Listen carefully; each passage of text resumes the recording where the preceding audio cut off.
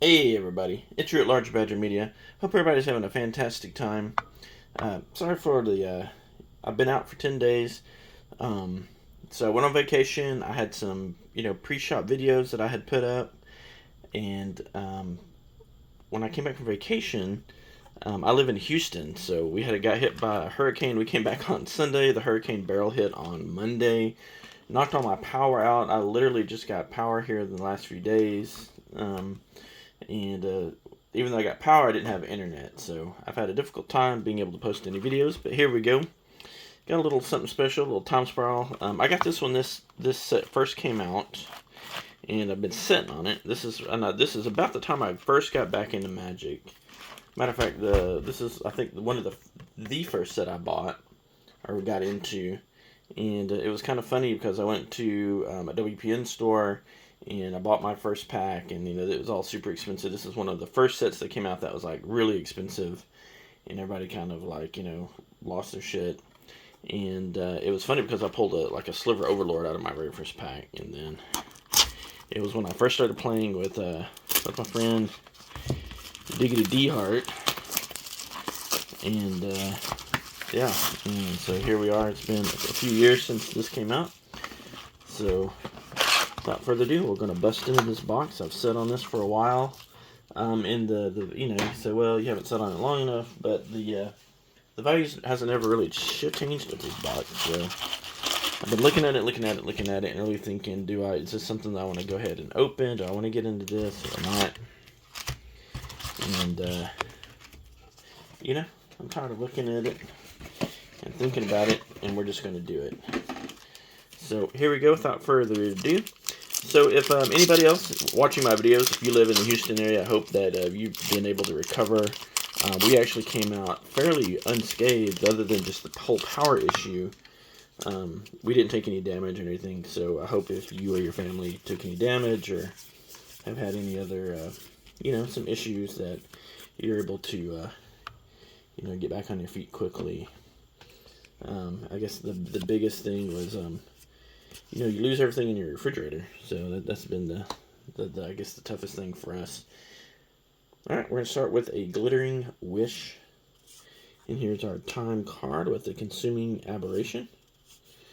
And I'll put this here, and we'll put comments one more spot, and then we'll deal with you over there. And so first, a foil. It's a common foil. So, yeah, man, that's one of those things you don't really think about. We were actually turned out really fortunate. Like I said, we had just come back from vacation. We were on vacation with my with my wife's parents, and we went to Paris and had a great time. And coming back was kind of an adventure. I'll talk about that more here in just a minute. But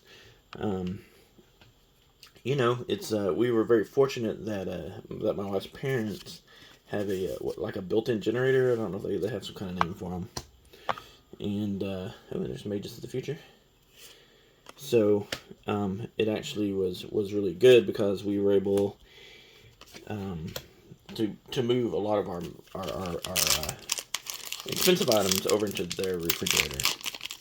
So yeah, that worked out really well, and I'm really appreciative to them and all that, because we actually had half a cow that we had bought with somebody, and so it was a lot of meat that I didn't really want to lose. With grocery prices being the way that they are at the moment, and meat being as expensive as it can, it was really a godsend, and we were very fortunate in the situation that we were in, and that we had that ability to be able to do that. I know a lot of people were not as fortunate. Evolutionary Elite. And did not have that as an option. And like I said, I really go out, my heart really goes out to you. There are some things in Houston. There's a food bank and some other things that if you're struggling to get on your feet or replace the groceries that you lost, that you're able to reach out to one of those organizations. I know some of the grocery stores and some of that stuff in the area, H-E-B and Kroger, also have some programs to, help get you get your shelves and your refrigerator restocked as we recover. There's still a lot of recovery going on. We had 50,000 linemen. Wow, my witness. Come into our area from, here we go.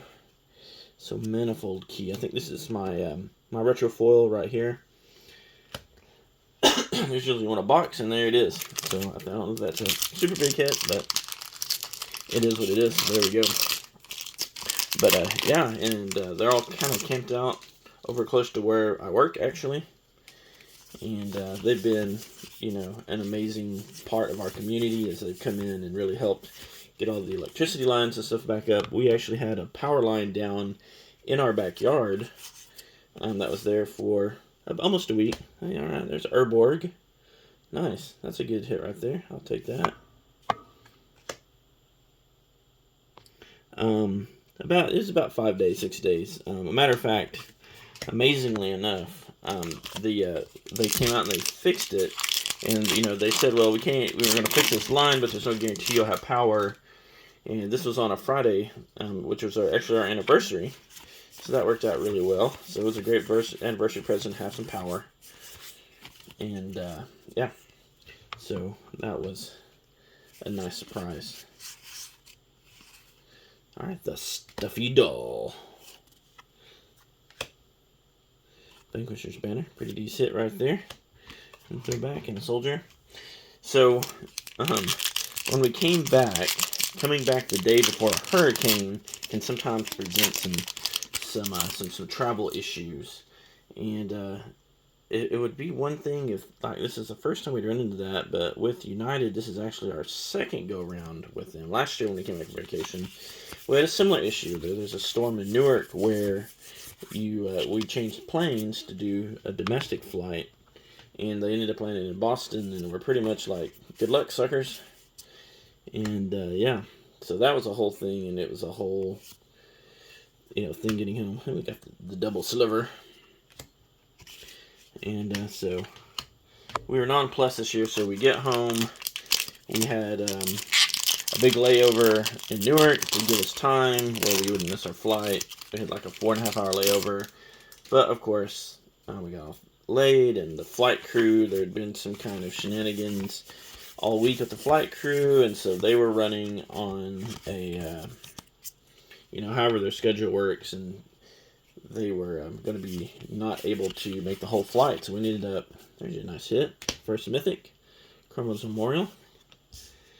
And so they were not going to be able to, Chinese Pride Mate, make the whole flight. So we ended up landing in the eastern part of Nova Scotia and Halifax to change flight crews where we could finish the flight. And of course, we landed the plane, and we had to change flight crews, and they had to do all their checks, and et cetera, et cetera, et cetera. Long story short, when we got to Newark, we had 30 minutes to make our flight. And I don't know if you've ever done an international flight or not, but one of the things, if you don't do, well, regardless if you do a straight flight or not, if you come from a foreign country into the United States, you have to go through customs. So the thing that they do is you have to go get your luggage off the airplane, go through customs, and then you recheck your luggage and go through security and all that kind of stuff.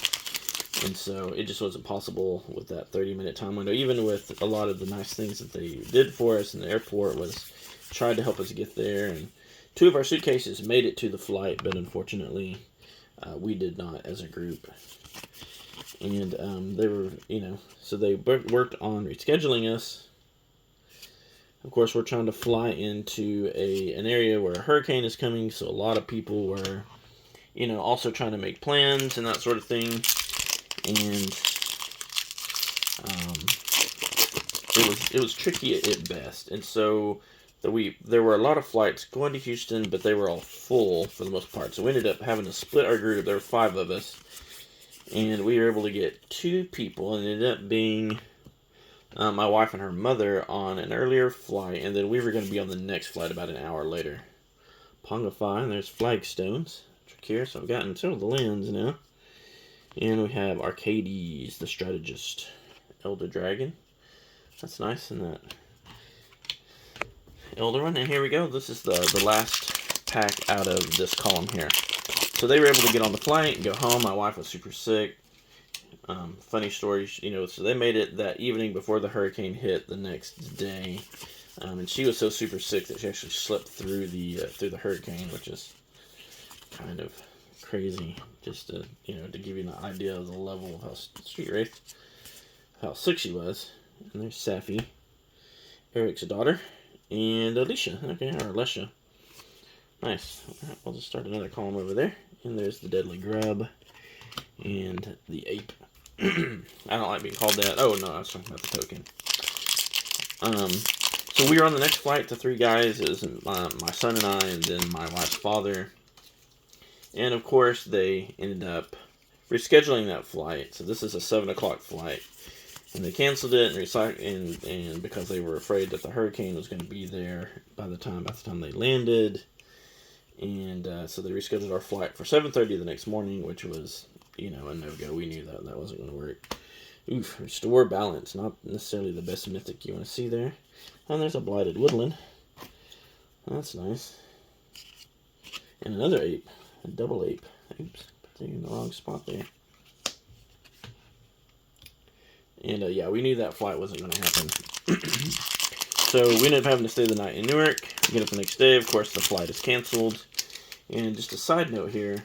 So there was another flight at 9 o'clock that night that did end up going out because they figured out that the hurricane was taking its time and it was not going to be in Houston. So the rest of our luggage ended up on a 9 o'clock evening flight. And yeah, so that was the whole thing. So we had to stay the night there with no luggage. And that was some excitement. And but we got up the next day. We were able to make a plan. We found a plane that was actually flying to New Orleans, and so we were able to get 3 tickets booked on that for 4:30 in the afternoon, which would have been essentially after the hurricane time. It was scheduled to be out of the area by 4:30, and then we were going to have to drive. So if you don't know how long it is, it's about a 5 hour plus drive from New Orleans to Houston. So that flight went without issue. We got to the airport in New Orleans, got the rental car to drive our one-way. Time in there. Pack to the Titan. Oh yeah, I forgot the packs were in this. And Ancient Den, that's a cool car. Not worth anything, but it's cool. And made the drive without incident. There's a little bit of weirdness at New Orleans. I think some people figured out that you could fly into New Orleans and drive, and so all of a sudden, we started that morning around 5:30, 6, because of the jet lag. We were up super early, and I figured it out, and it was obvious that people were figuring this out pretty quick, around the same level as us, and figuring all this out, and the tickets were going quick. And same thing with the rental car. So we were able to get the rental car. A little bit of weirdness with the rental car, but it is what it is. It was fine. Made the drive. Drive was, we were concerned we might have to drive through some bands and that sort of thing, and there was a few spots of just some real light rain, but it was actually easy drive other than just being long. When we got to where we live in Houston, the hurricane had went through, and it was a hot mess. If you don't know, the hurricane really, really, tore stuff up. There were a lot of trees down, even though this is, it's a lot of people tell you in Houston, it was just a Cat 1. It really tore stuff up. And there were a lot of trees down on the road. It was a real obstacle course, and it had, it was obvious that people had already went through and had sawn some of those trees and moved them out of the way to create, but it was still going through the gauntlet. A lot of the street that goes to my house is a 2-lane street, and there are a lot of places where, because of debris and the trees down, that sort of thing, it was 1 lane. So pretty crazy, kind of harrowing just driving that last little bit to the house. All right, little Mages of the Moon action there. That's nice. And Read the Bones. But yeah, so we made it, and so we made it around midnight or so, the day of the hurricane. This is Monday night, and then like I said, we were able to save as much as we could. My parents, we stayed with them that first night. Our house didn't have any power. We have a small generator, but not a house generator. So my wife and I, figured it out for the next day. And we stayed home the rest of the time, and my son was kind of sick, and ended up just staying with with my wife's parents for the next couple days or so. He came home when we got power and was able to sleep because it's too hot. His bedroom is upstairs and it's just too hot in Houston to sleep without air conditioning. You know, a lot of people say that Houston is the city that air conditioning built, and they are not wrong. They are not wrong. So here we are back at this set, and we're kind of rolling along here. Nothing super exciting. I'm kind of looking for, there's a Cervenger. Looking for there's a manifold key again in the retro, and a bat. Looking for a Cavern of Souls. So I think that's one of the big hits in this set. Even though it's been reprinted a bunch of times, it still holds some pretty decent value. So I will definitely take one of those, and we'll see what else we get here. There's a Chromatic Star. Doesn't hold value, but it's a good playable. Salt Blast. And there's Singer and Nosferatu. So I'm starting to get into all these people. We got Vinzer and Cervenger and all that. And there's Repeal, which is not bad. And a Cobalt. And we're kind of gearing up on ending here the second column here of this. And I'm trying to burn through here, but I am still just not as quick as some people are at these. Alright, Wheel of Fate. So there's our third mythic. Not necessarily the best mythic in the world either, but it's okay. And there's the Temur Battle Rage. Oh, here we go. There's a foil rare with a Glittering Wish. Again, not necessarily big money hit. But if you like doing with those things, you get to pull cards out of your sideboard. Yeah, there you go. Phthisis, which is just fun to say, sort of. There's the Tomb Stalker. 5/5 Demon of Love, and there's Slimefoot, the fungus. Because he's the fungus among us. Alright, last pack out of column 2.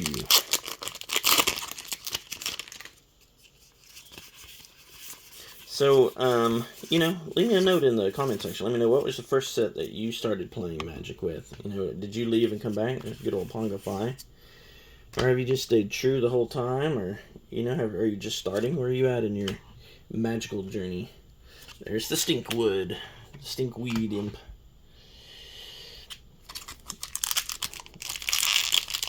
Here we go into the last 12 packs. Still hoping for that Cavern of Souls. Still have at least, hopefully, 1 or 2 slots left there. There's the Heartwood Storyteller. And the Hex Mage.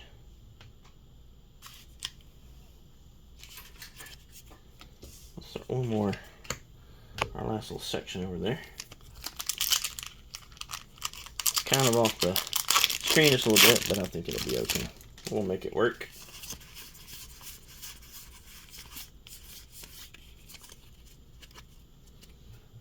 The Cryptic Annelid. There's the Angel of Salvation. So our second angel. And the Rat. This is a good card actually right here. If you don't know that much about the Relentless Rats, other than they're relentless. What did I do here? Oh, I see what I did. I think we'll flop it around a little bit here.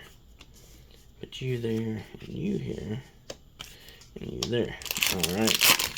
Now we're not mixing piles. Sorry about the OCD there.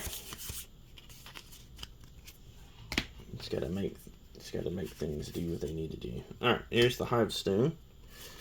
And the Ancient Stirrings. Hopefully not the Ancient Stirrings in your pants. Or your loins, but you know, hey, it is what it is. Yeah, these packs are just shredding here at the end. Must be excited getting into them. Alright, Mycologist. There's the Pact of Negation. There you go. That's a decent second of the packs that I pulled. And there's the Banishing Light, which is actually also not a bad little reprint there. I used to play with that card a lot. I don't know if it's something that still floats around or not.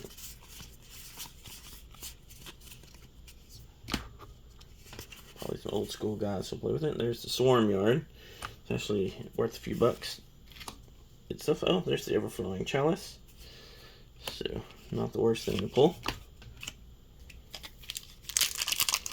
And we're kind of bearing up here on the end. Thanks for bearing with me and listening to my crazy story. And Paris was a lot of fun. If you never got a chance to go, you know, the Olympics are coming up. Opening ceremony is actually on July 26th, just in case you didn't know that. And they're supposed to swim in the River Seine, which, okay, like, whatever, which is a big deal. They've spent $1.4 billion to clean it up. It's actually really nasty, or was really nasty. I mean, matter of fact, I think this week, the mayor of Paris and some journalists and so forth swam in it just to prove what all they had done. And it had actually been illegal to swim in it for like over 100 years or something like that, just because it's been so dirty and disgusting. Joyra. And the disdainful stroke. It's disdainful. Yeah, why didn't I finish this one off over here? I don't know. Because we didn't, that's why. So I'll shift some stuff around here. There we go. Now we should be fine. Alright, so we're kind of coming down to the end here. We're in our last 5 packs. Which is good, because I'm running out of room to put anything. Not that I have to, mind you, but, you know, it's fun. There's the Prismatic Plume. It's a Knight. There's a Gemstones Cavern. Not exactly what I was looking for, but that's alright. There's the Mystical Teachings.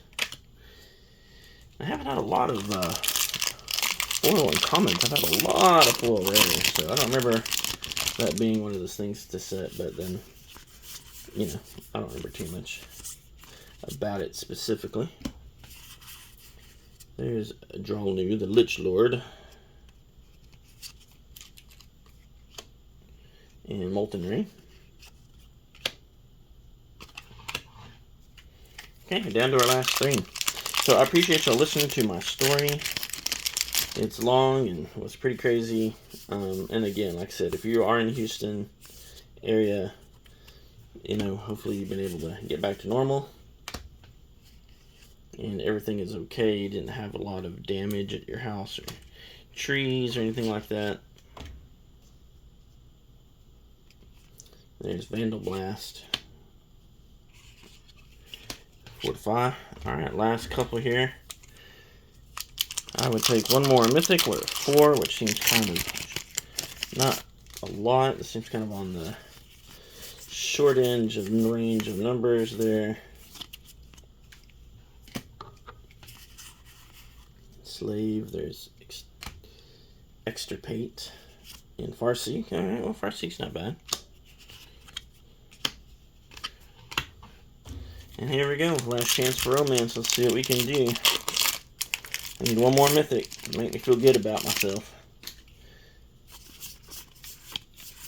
And survey says, oh, got a Lotus Bloom. Not horrible. Oh, and the Monastery Swiftspear, which was pretty decent until, you know, until Double Masters came out, 22. So, there you have it. One more box of Time Spiral in the books. So all in all, not the best, you know, hits I could have gotten out of here. I feel a little short on the Mythics with just 4. My with a Manifold Key is what I got from my Retro Foil Time Shift. So meh, not the best. Leave your comments. Let me know what you really think. Give me a like and a subscribe if you want to keep following along. And thanks for coming back. Sorry for the delay on everything. You know, with no internet, no power, what can you do? This is one of the things I got, and during my trip to Paris, I did find some Best Dog, you know, sleeves, and I do have a couple packs I'll be opening soon, so I bought these there for actually really cheap. Like, I was surprised I found this one so cheap, like $35 for that Lord of the Rings pack. And the fact just that I like found them easily in a game shop is pretty crazy, because none of my game shops around me have had those in a while. So, alright, well, thanks for following along. Sorry for the long video. Like, subscribe, follow, give me a comment, let me know what you really think, and I'll see you next time.